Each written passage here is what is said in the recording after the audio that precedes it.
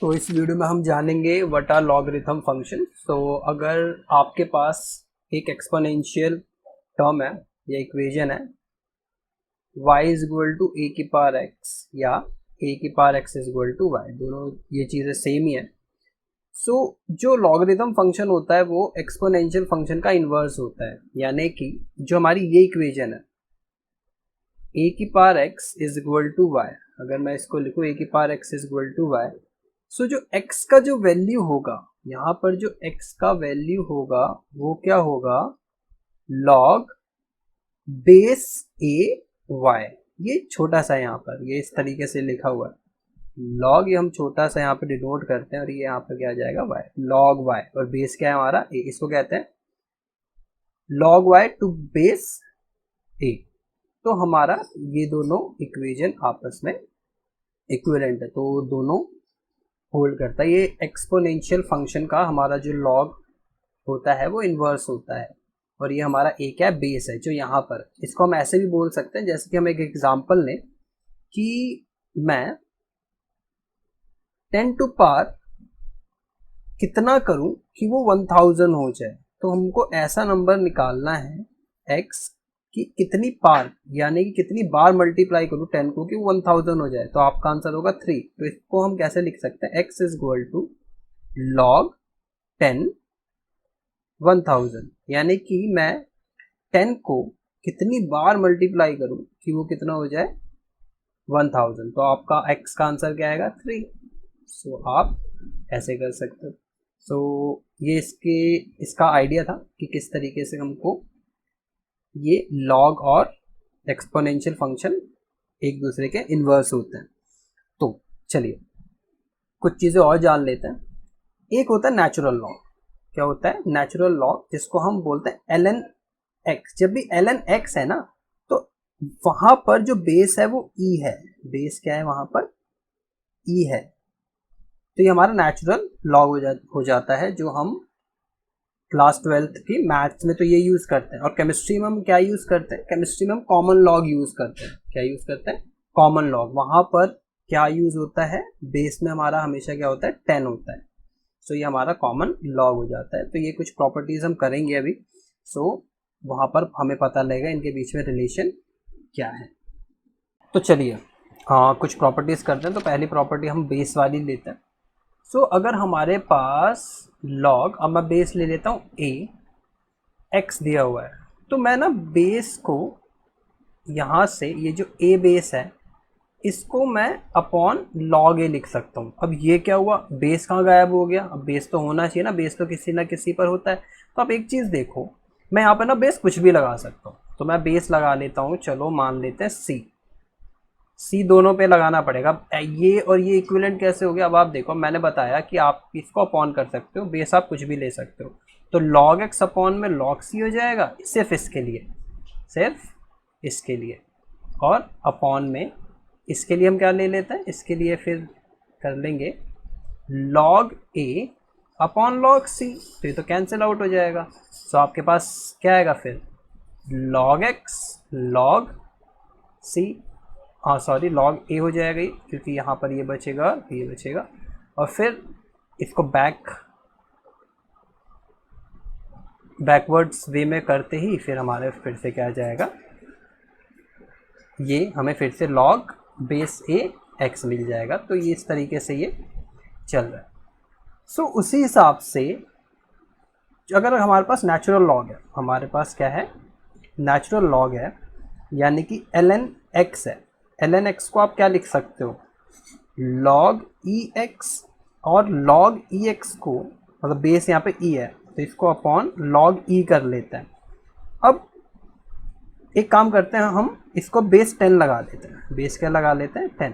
अब आप जब log टेबल में देखोगे, जब आप log टेबल में देखोगे कि log 10e का जो वैल्यू होता है वो कितना होता है, 0.4342 अप्रॉक्स होता है, 0.4342 होता है।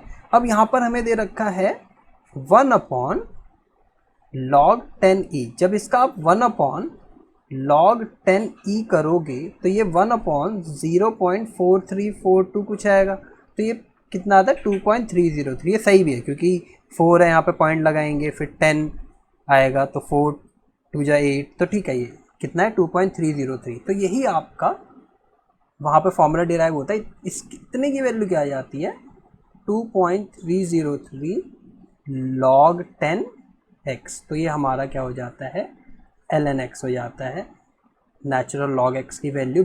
यहाँ पर बेस आपका e है, पर यहाँ पर बेस क्या हो गया 10 हो गया। तो ये ऐसे वो डिराइव करा गया है। तो चलिए अब कुछ और प्रॉपर्टीज़ करते हैं। अब ये जो प्रॉपर्टीज़ हम कर रहे हैं ना, ये बहुत ज़्यादा इंपॉर्टेंट है। पहली प्रॉपर्टी क्या है जो हमारी, अब हम जो यहाँ पे कर रहे हैं और प्रॉपर्टीज़ करते हैं, जो हमारे सबसे इम्पॉर्टेंट है वो है log x to power m अगर दे दिया, ये सिर्फ x की पावर है ना, ये होल पावर नहीं है, सिर्फ x की पावर है ना, ये ऐसे है।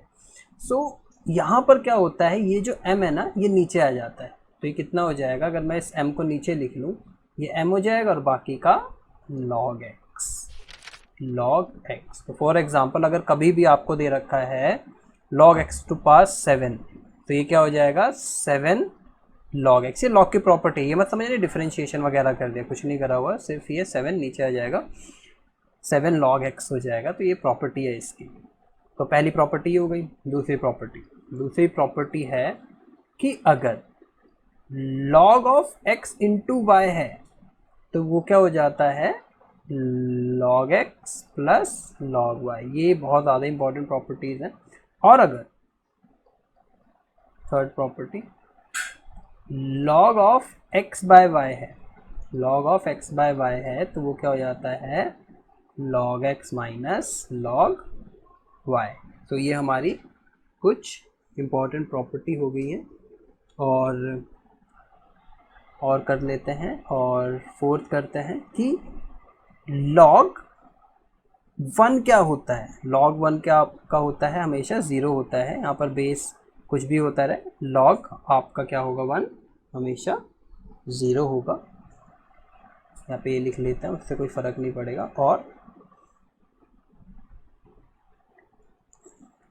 log अगर बेस a है और आर्गुमेंट भी a है तो आंसर क्या होता है 1। तो इसीलिए log e हमेशा हम क्या बोलते हैं, log e 1 बोलते हैं। क्यों? क्योंकि उसका बेस तो बाय डिफ़ॉल्ट e ही है।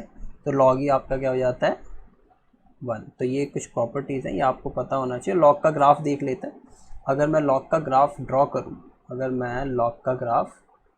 करूँ, तो log का ग्राफ कैसे होता है, अगर ये एक्सेस है तो आपको हमेशा ना, अभी क्या बताया कि